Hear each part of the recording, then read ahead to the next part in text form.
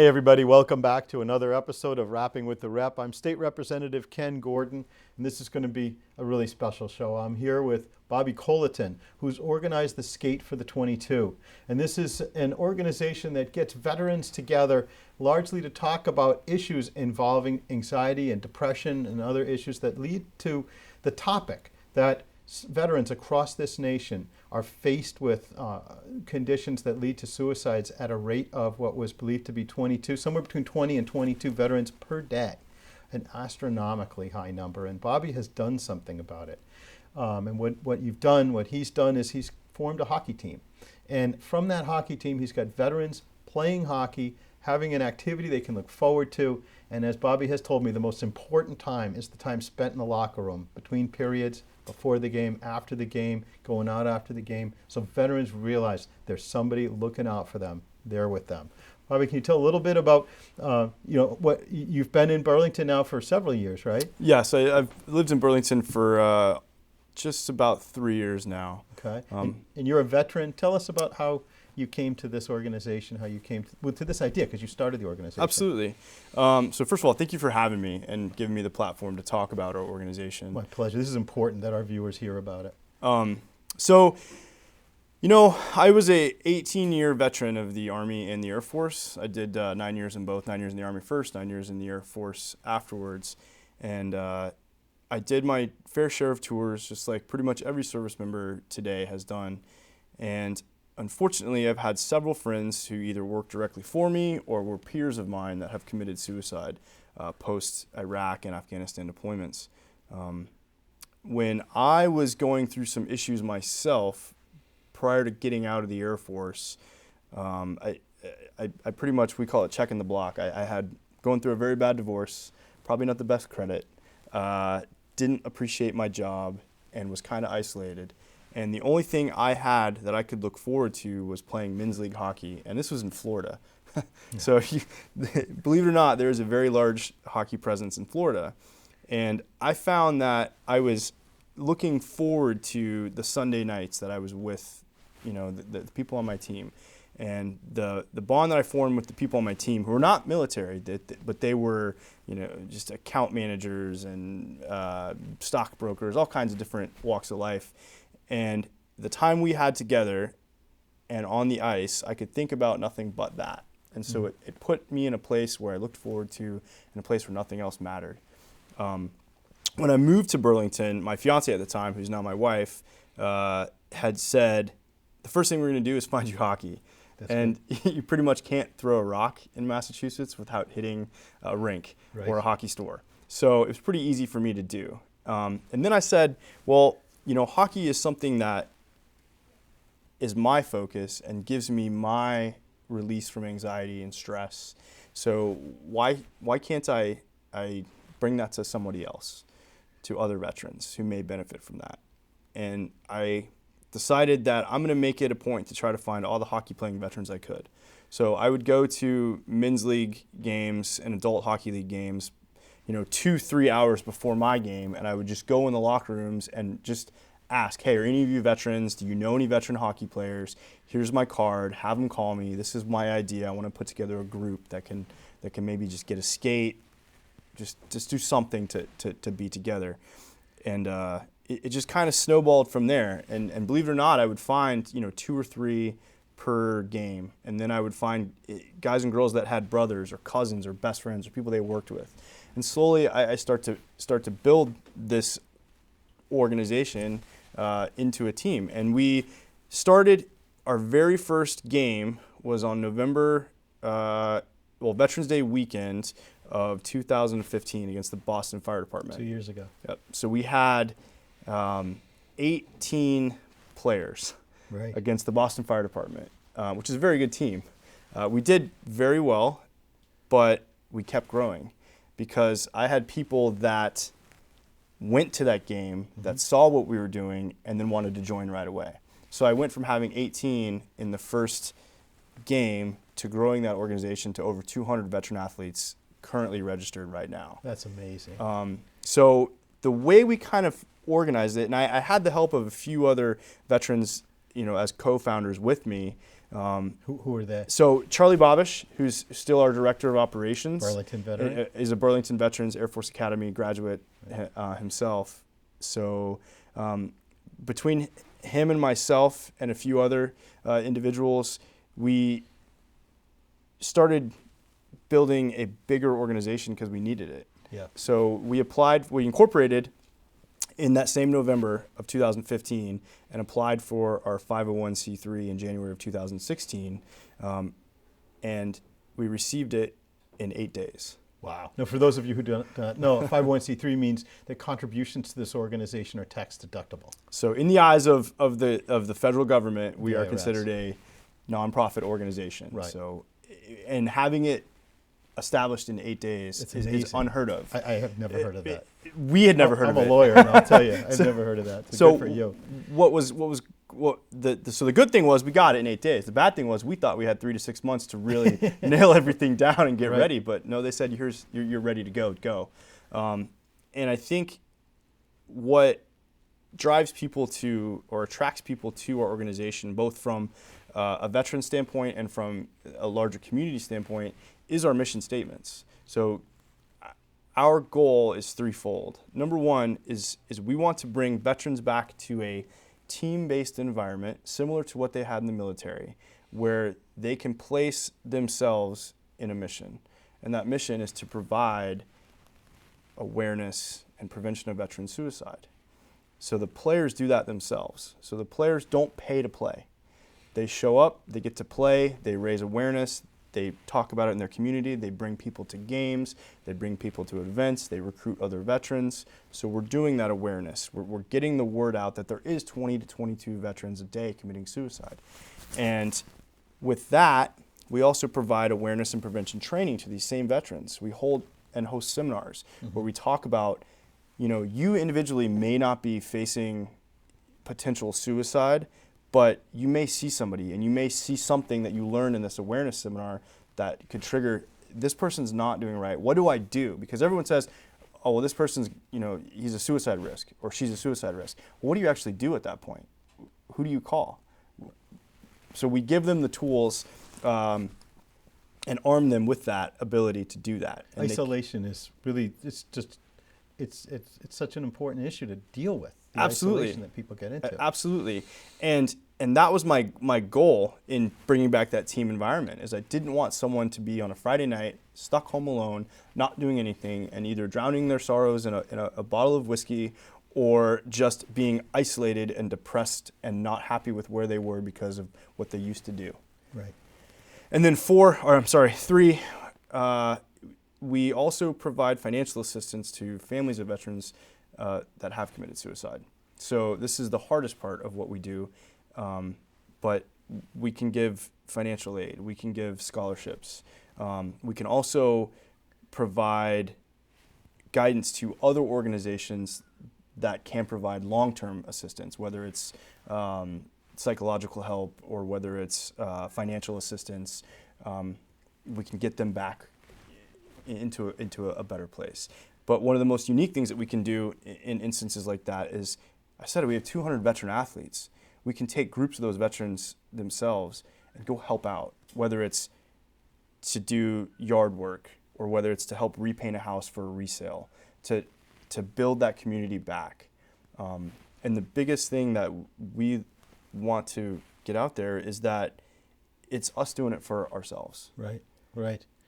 And the cycle is when you're getting together to help another veteran, doing yard or the family of that veteran, getting a house for resale. That's the team building, it right there in and of itself, as if it was another hockey game. Absolutely. Some of the other things that we do, so we don't just play hockey games because we want to grow the person as well, and we want to have that grow as a team. So we also provide skills clinics. We provide learn to skates for veterans who've never been on the ice. And we have a plethora of former pro and college hockey players who donate their time in order to make this work. So we run skills clinics, we run practices, we run inter-squad scrimmages. And what we see is a veteran will come for the very first time and they're a little nervous, they're a little apprehensive because they don't know what they're getting into. But as soon as they walk into the locker room, they're going to hear things that that's going to jog their memory about what it was like to be in the military and what it was like to be in that brotherhood, that sisterhood, that camaraderie.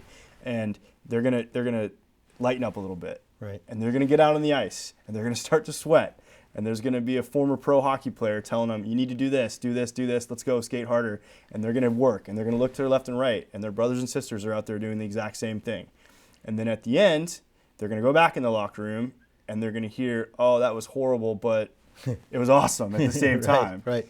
And then what happens is that veteran who it was their first time, the next day I get either a text, a phone call, or an email that says, hey, please add this person to the roster as well. Yeah. And send them an email. Yeah. And so we grew from that initial group to over 200 by the veterans themselves.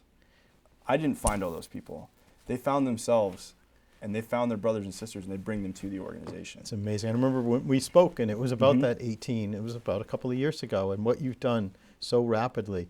The story you just told about that veteran that comes for the first time, I think very, very important is when he gets or she gets to that locker room, they're already on the team. Exactly. They're in. So it's a lot of times I'll get texts or people will see something on Facebook, or they'll see, we recently had an article about us in the Boston Globe.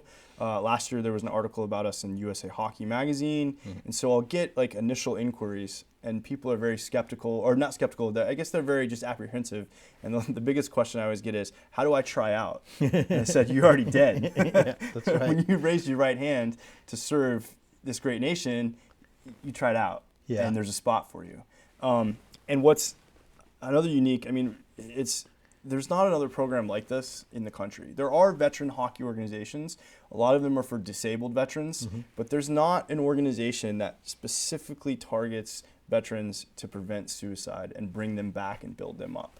And what's unique about it is when I send that welcome letter, I said, hey, welcome to the team. Like, this is yours if you want it. It's up to you. But this is some of the things that we do. Yeah. And I always get back, wow, fantastic. When's the first skate? When can I play? What can I do? And it's just cool. And it's cool. so real. I mean, It is. your team is called the Eagles, right? So actually, we have two teams now. Okay. So the Skate for the 22 is the overall arching foundation. And underneath that, we had to create more places to play because we're growing. That's great. I'm glad to be behind that Exactly. question. So what's cool is we have skaters who've played in our games from Maine. They're living from Maine to Florida. We had people fly up from Florida to come play in an event. So our initial team was called the New England Eagles Veterans Hockey Club. Right. We quickly outgrew just one area. So on October 1st of this year, we launched two things. We launched what we call the East Coast Veterans League and the Granite State Cannons Veterans Hockey Club. So a New Hampshire-based similar program to the Eagles here in Boston, doing exactly what we do here up there. So running skills clinics, learn to skate, playing games in their own community and raising awareness in their own community in order to do awareness, prevention, support. That's tremendous. And I know that you have scrimmages against teams like the Bruins alumni. In fact, that one's coming up. Absolutely. And you've done other, you played the legislature last year. We did. We played them twice. You played them twice, right? And I would imagine that finding opponents to feature, these players in a public way is probably something that, I know the legislature, we were honored to be able to have the opportunity to play in a game with your group. And I would imagine that other groups like the Bruins alumni are take the same position. You're absolutely right. So we when you look at our schedule and when you look at our past schedule of who we've played, it's so crazy because Yeah. I mean we've played men's league teams, we've played college club teams, Yeah. we played the Rhode Island School of Design hockey team, like at Brown Okay. University. We've played the Boston Blades, which are a female professional team. Yeah. We've played pretty much every fire team in the land over Right. here. We've played police. So the Cannons, our New Hampshire team, last Saturday evening played the Rochester Police Department in front of about 150 people from the city of Rochester, Yeah. New Hampshire. We've also done some very interesting concepts in our games too, where we don't just play other teams. Sometimes we get groups of our own veterans or teams of our own veterans and split them, and we take 10 to 12 former U.S. Olympians or former NHL players and split them among the two teams. Yeah. So now at this point, they're not just playing against these individuals; they're playing with these individuals. I know last year when we did it, one of the crowd favorites and the team favorites was a Hall of Famer, Brian Leach, from the New York Rangers. He played on one of our teams. So some veteran got to play with him as his line mate. And not in I'll tell you. How cool is that? I know. And you can take, honestly, you can take away the NHL from those players. You can take away the Olympics from those players. But they're still very competitive, and they want to win. And when they're playing their same people on the other side, and they're playing our guys, they want to win. And it was a great game. It was a great, fun hockey game. Ended in a 9-9 tie, going into a shootout. Right. So, the competitive level is there, which is what's unique about our organization too, is you take individuals who were mission driven for so long that the hockey becomes a competitive thing for them and they want to get better. So they make themselves better. So instead of eating McDonald's for lunch, they're grabbing a salad and they're running and they're just treating their body better, and it's the whole concept. So it's doing things that we didn't intend for it to do, it's doing them anyway. But think about it. If that's a veteran that had suffered from anxiety or depression, and now they're down in the dumps and staying home on a Friday night, and like you said, maybe eating ice cream and going to McDonald's. Now they're doing these things for themselves, and they're getting better in all sorts of ways. Mm-hmm. What you're doing is just it's a wonder on all those levels. And you've played locally. I know you've played at the Edge. Do. So our home ice is the Edge Sports Center in Bedford. Mm-hmm. And it's, as a Burlington resident, it's great. It's 10 minutes down the road. Right. I can go there all the time. And they've been very supportive of your program. Scott by the way, Fusco at the Edge was a huge supporter from the get-go. Mm-hmm. He believed in the cause. He understood the cause. And he supported us in numerous ways by hosting events, by working with us to schedule ice time when it's beneficial to us and not just the rink. He's done a lot for us. And honestly, you'll find it in a lot of former pro or high-level athletes too, is that when they stop competing and when they stop playing the game as well, it's very difficult for them to transition. That's right. So they have a common bond. We have another Burlington resident. He is our director of hockey operations. He's not a veteran, or he's our director of skills operations. His name's Chris Diamond. He was the captain at BU for 2 years on their men's hockey program, played in the AHL, played professional in Europe, and him and I have had numerous talks about that. What happens when you leave the pro sports world is very similar to what happens when you leave the mission-focused world of the military. And he donates all of his time to run our skills programs and is out there on the ice with our players, coaching and mentoring as well. Yeah, the life of the athlete has been school, practice, gearing toward a game, gearing toward a championship, new season, off season, new season, that type of thing, and then all of a sudden it's over. And it's this very same thing for the military. Yeah. Is when you're told every day, this is what you're going to wear, this is what time you're going to be there, this is how far you're going to run, this is how much stuff you're going to carry in your backpack, this is what you're going to eat, or these are the choices of what you're going to eat. Right. And then it stops. And the military does a very good job of taking care of you while you're in service. And I think it's very hard for the military to take care of you once you're out because you're no longer in their visibility. Yeah. And if you think about the way the government looks at veterans care afterwards, it's hard for them. And a lot of people will bash the VA systems. A lot of people will bash how the government treats veterans afterwards. But honestly, it's what you put into it as well. If you take the time to go to those programs and listen to those programs, there's good that can come out of them. And that's kind of where we are helping, is because we're not affiliated with anybody. And we choose not to be affiliated with anybody.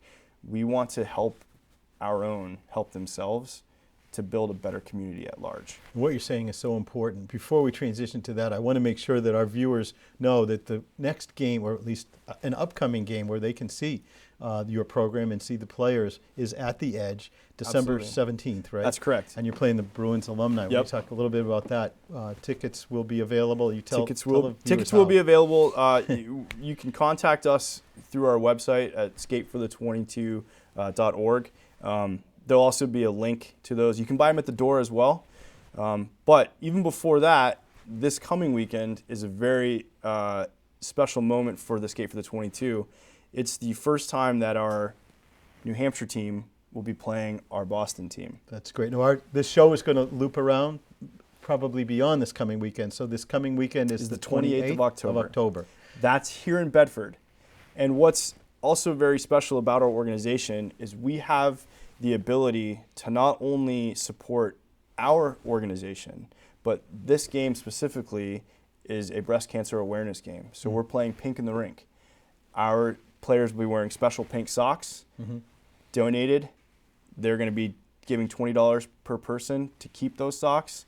We're going to be selling special pink shirts, and all the money from that event is going to go towards the Ellie Fund, which is a local Boston organization that provides for families going through breast cancer treatment. So we give our players the ability to not only support themselves, but give them the ability to support other organizations and other foundations as well. Still meeting our mission. We're still putting our players on the ice, and still bringing them into the team environment. And the self-esteem that comes with that is so important. So what time is that game? That game starts at 8 p.m. at the Edge on the 28th, Okay. right here, or right over there in Bedford. Great seats still available. That's great. That's great. And to the extent that you see this afterward, the December 17th game, not only will seats be available, but also there's a sponsorship opportunity for our corporations and our companies out here in Burlington and Bedford to get involved. So the website's been flashing on the screen during this broadcast. Take a look at that, take it down, and send an email, follow up, because it's such a great opportunity. It's so important to get involved and really to show the community, the veteran community, our support. What you just said is so important, because we have Massachusetts, by any measure of it, has the most veteran services for our residents. Oh, absolutely. We're the only state that has a veteran services agent or officer in every community. Here, Chris Hannafin in Burlington does a great job. But we have to know how to find them. We have to, come up to them. And so you provide that window or that door to get in. And what you do in raising that awareness, saying, these are the services that you can access. And I bet there are veterans that didn't know until you had those conversations. No, you're absolutely correct. And I'll say I've used the Burlington Veteran Service Officer. I've met with Chris. I've spoken to him. We've sat down. He's helped me out with some paperwork. So I'm a big fan of how the Commonwealth has treated veterans. Yeah. And I've been in other states. My brother back home in Washington State, he's a veteran, and Washington State doesn't do the same stuff. Yeah. And so he's surprised at some of the stuff I get. I can pick up a phone call and have an answer, or if Chris can't provide it, he'll find it for me. Yeah. Yeah. And the locker room mentality and locker room atmospheres, I just can't preach that enough. It's our team building, it's our bonding. But the guys and girls talk. So if one guy is having a problem with, let's say, the VA, another guy may have had that same problem. Says, well, this is your workaround. This is who you call. This is who you talk to. Here's his business card. Or call this person. Or go here to this website, and these people can help you out. Yeah. They do it themselves because they've all been there, and they just need somewhere to point that advice. That's that locker room time that you talk about. This will be shown in Bedford as well, where Bill Lenahan does a great job, and in Wilmington, Lou Samaglia. I mean, he's a resource that we all use in the legislature, and other veteran services agents use. What do I do? What do we do? Where do we go? And we try, and we try hard to support our veterans, but it's more than just talk. We support It is, our absolutely. troops. It's a slogan, but what we've got to do is actually act. And it's the action that you're doing and helping us to do our job as well. There must be times, we were talking before on camera, something that happened just recently where a veteran came to you, and I think that you're going to be involved in changing his life. Can you share a little bit about what you just experienced? Sure. So I get phone calls a lot. I talk to people that are, inside the program, inside the organization. They'll call me and they'll talk things out, and they'll ask me questions about, well, what do you think about this? What should we do here? Or I've even had guys call me and say, hey, my friend just called me and said he's going to kill himself. I'm going to his house. What do I do? And this is a Friday night at 10 o'clock at night, and I'll always pick up my phone. So, I point him to the services that we are aware of in the state of Massachusetts, the Samaritans program. It's free. They'll come help you. But last night, so I still play regular men's league hockey too, regular beer league, right there in Woburn. I was skating in a game, and I noticed an individual had a Marine Corps sticker on his helmet. And I'm always looking for those things because I'm always trying to grow the program and bring people in. So I talked to him real quick on the ice and said, hey, are you a Marine? He's like, yep, I was. I said, awesome. Well, have you ever heard of the Skate for the 22? And we're still skating. We're still playing. There's a play going on around us. And he says, no, what's that? I said, well, it's an organization that can get you hockey. And he says, oh, okay. I said, well, come talk to me after the game. So he came up after the game and said, what is it? I said, it's a program that lets you get back on a team and lets you serve in another way, and you don't pay. And he says, really? I said, yeah. I said, we have 200 athletes that compete all over New England playing hockey against fire departments, police departments. I said, here's my email. So I wrote it down from the score sheet. I said, here you go, take this. This was 11:30 last night. So I get home just before midnight, and there's an email already waiting for me. And it was from this individual. He said, hey, nice to meet you. So glad, I heard about this. And I said, likewise, very good to meet you. Here's our welcome letter. And I sent him the welcome letter. And the first thing I say on the welcome letter is, welcome, you're on the team. You're not, there's no tryouts. You're already there. You're here. You're part of it. So he replied back and said, this is exactly what I was looking for. I was going through some trouble with PTSD, traumatic brain injury experience, a little problem with substance abuse, but I'm working through it, and this is amazing. And so I know that individual will be an active participant and will be an active recruiter. Right. And when he starts wearing a Skate for the 22 sweatshirt around, or a New England Eagles sweatshirt, people are going to ask him, and he's going to be proud of that, because they are. Our veteran athletes are extremely proud of their individual organization, their teams. And what's amazing to me is you can see it just in the way they walk into the rink before a game. They'll have their hockey bag, they'll have their sticks, but their game jerseys are on hangers. And they'll walk into the locker room and they'll hang up their game jersey, and then they'll put all their stuff out. The pride. Mm-hmm. During periods, they'll come in while the Zam's cutting the ice, and they'll take off their jerseys and hang it up on the hook, and then take their shoulder pads off for a minute. They don't throw their jersey on the ground. They don't throw it in their bag again. And it's a really cool thing to watch, because there is pride in it. Yeah. And they believe in what they're doing, and they believe in what it's about. So folks watching this, veterans out there, you're on the team. Yeah. You've got to talk to Bobby. Just sign up, get your name on there. Doesn't matter if you've never been on skates before. We'll take care of that. You're on the team. And those of you who are not veterans who want to help out, you can participate as well. You can get involved. Get involved with a sponsorship. Get involved just with come and see the team either the 28th of October, the 17th of December, or go on the website and you'll find other times and places you can support, and you can help the team by spreading the word, because all of us know veterans, and all of us know veterans who can get involved in a wonderful program like this. Absolutely. And I will tell you, it's the best, okayest hockey you'll ever see. Yeah.